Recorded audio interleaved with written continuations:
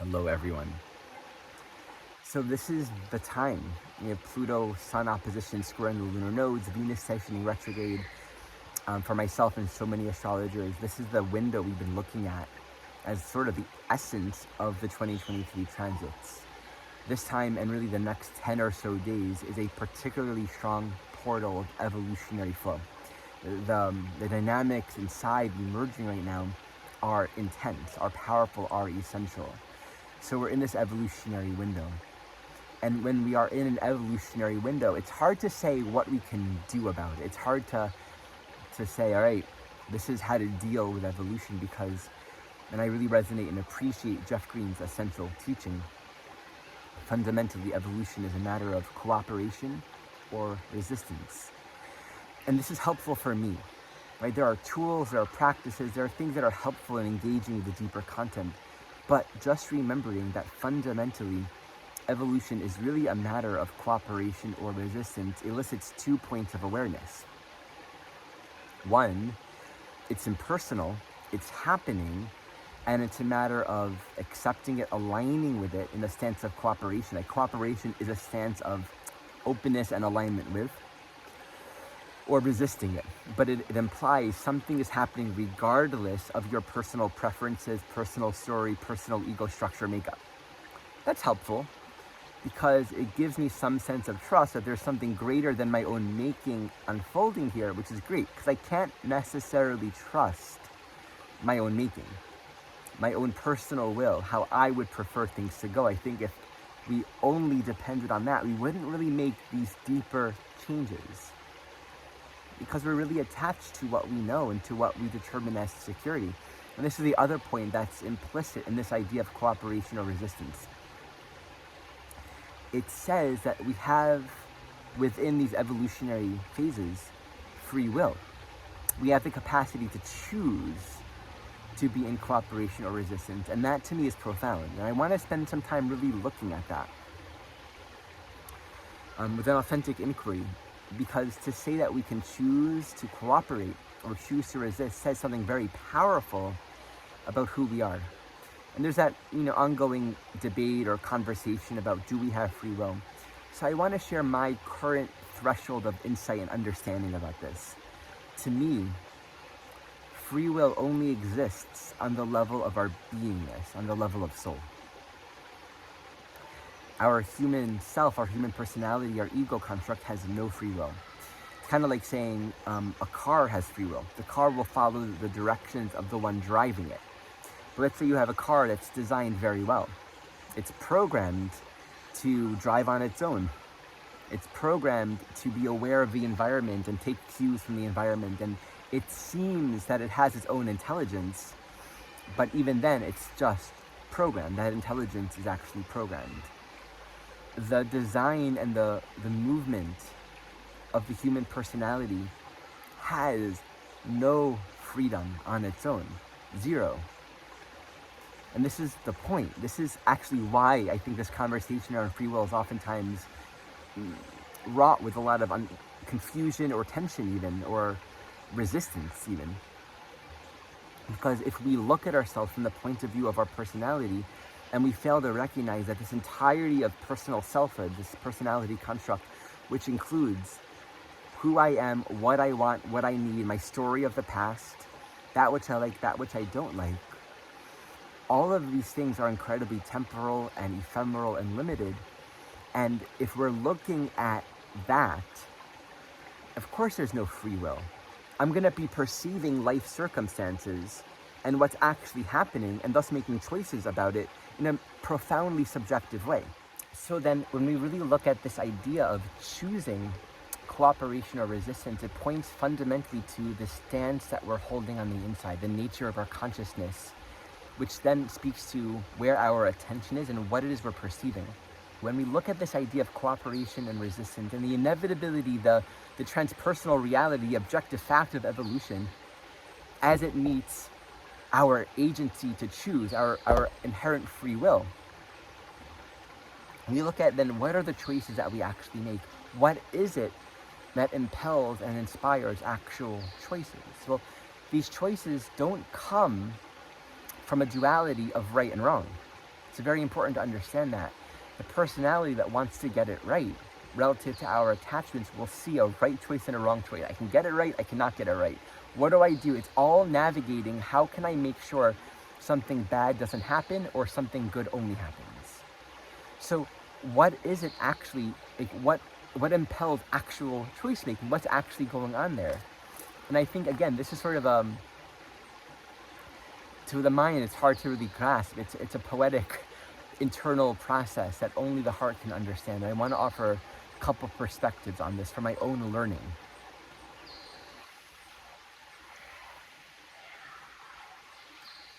One, there's a place within our own soul path where we simply make a choice because we want to. Not because it's the right one, but because we want to. And this wanting to says, I want to experience this. I'm deciding that I want to explore this. And it's not reacting to a threat. It's not reacting to a scenario of, this has been threatening for me, and now I need to react and put my foot down and do something else. It's informed from a level of agency and conscious choice.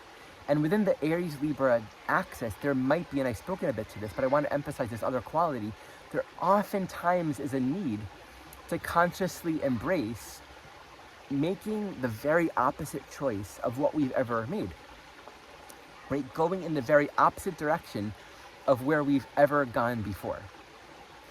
If I've been in a pattern of codependency and just becoming what other people want of me, maybe I'm aware of it, right? I'm doing my work and I'm practicing, but I don't know what to do about a certain relationship, or if I want to make these new choices, there can be a conscious choice. Well, I'm going to consciously choose to individuate myself and make decisions on my own in ways that don't include other people for a time, or go here and do this one thing by myself, simply for the experience, right?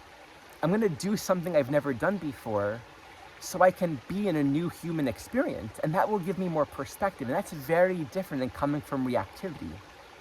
The Aries-Libra dynamic and a part of our learning might elicit periods of reactivity, which is sort of the call of that Aries North Node, so repressed, so undeveloped, where it's like, I can't do this anymore, I need to separate, or I need to assert my freedom and my will and speak up for myself. That just might be coming as a result of having been so undeveloped in that realm. And if that happens, so be it.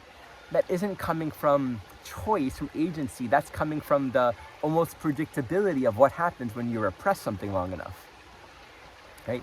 Everything has to make its way out.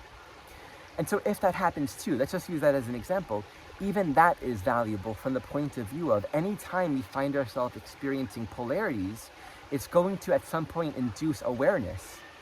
So we're learning balance here, and balance isn't the balancing between opposites.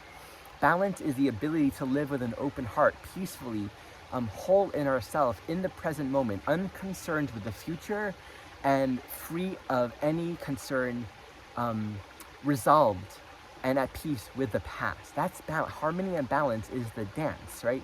When we're dancing, we're in the moment. We're fluid, we're adaptable, the music is always changing, but it's present moment. And so from that place of balance, we can make choices. I'm going to try this, and it's graceful, right? And that's an important piece here. And it actually takes the edge off of like, what do I need to do, or what should I do? And it moves it more towards this place of, what do I choose to do? What do I want to do? What am I consciously trying to explore? Sometimes our greatest evolutionary experiences are one wherein we simply access our freedom to make a choice. But again, that freedom is not there so long as we are in fear. And as well, sometimes we only get to know that freedom by walking these dances of extremes. So if the pendulum has been so far in one direction, it's going to inevitably swing in the other direction. That will elicit new experiences, new confrontations, new dynamics. And what's very interesting about the soul journey, and this is a part of us learning balance, learning harmony, learning the truth of our agency. Anywhere where our consciousness and attention has been so polarized in any one area, right?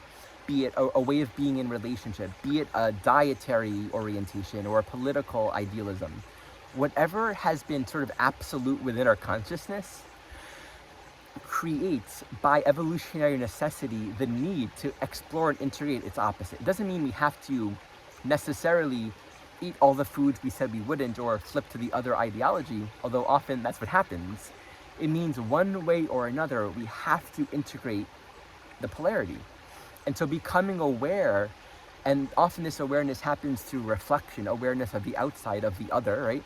So becoming aware of that which we are not has to grow in our awareness until it gets so strong, either through meeting deeply repressed needs or feeling a deep opposition with that which is on the outside, which is definitely not who we are. An example of this would be a strong dietary ideology that will require a continual affirmation of, I need to be this. So then we're in a social setting. Oh no, I can't eat that, or that's not right for me, whether it's based on health or ethics. We're going to find ourselves in all different kinds of experiences where we're going to need to uphold that identity structure that believes in this particular ideology. And at a certain point, that gets hard.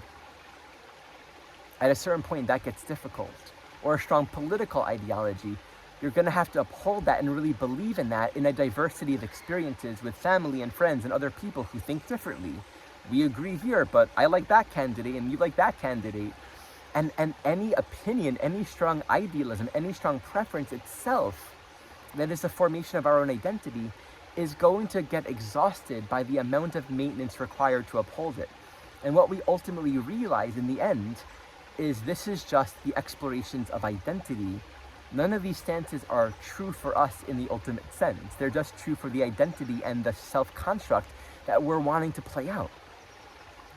So, and I've been seeing this a lot, and this is only going to become more extreme. Polarizations in terms of needs and preferences and wants and outlooks in life, as well as people moving from one extreme to the other extreme. I was Republican, now I'm Democrat. I was vegan, now I'm a carnivore. I was monogamous, now I'm polyamorous.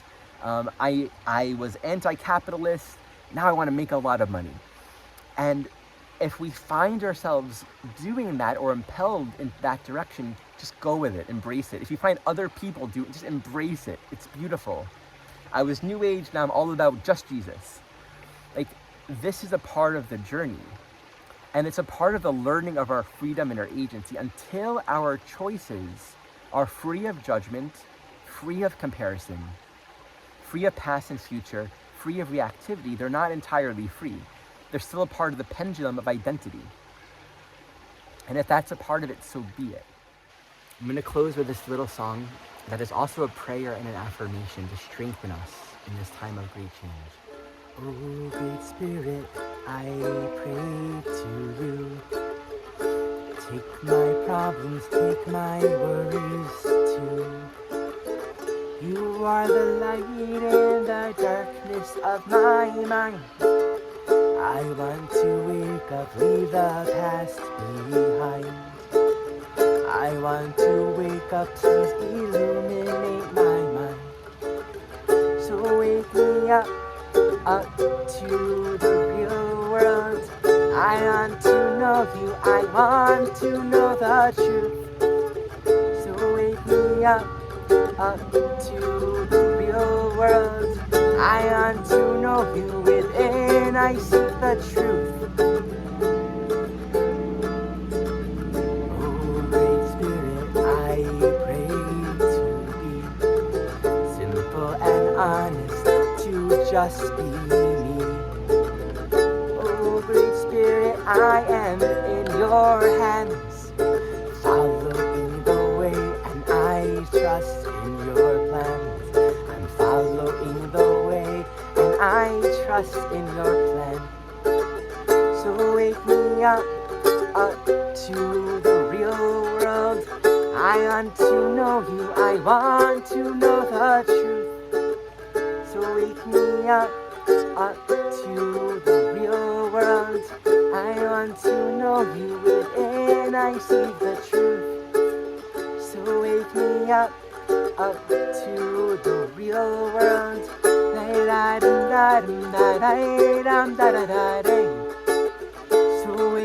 out, out to the real world. La dum da da dum da dum da da dee da day.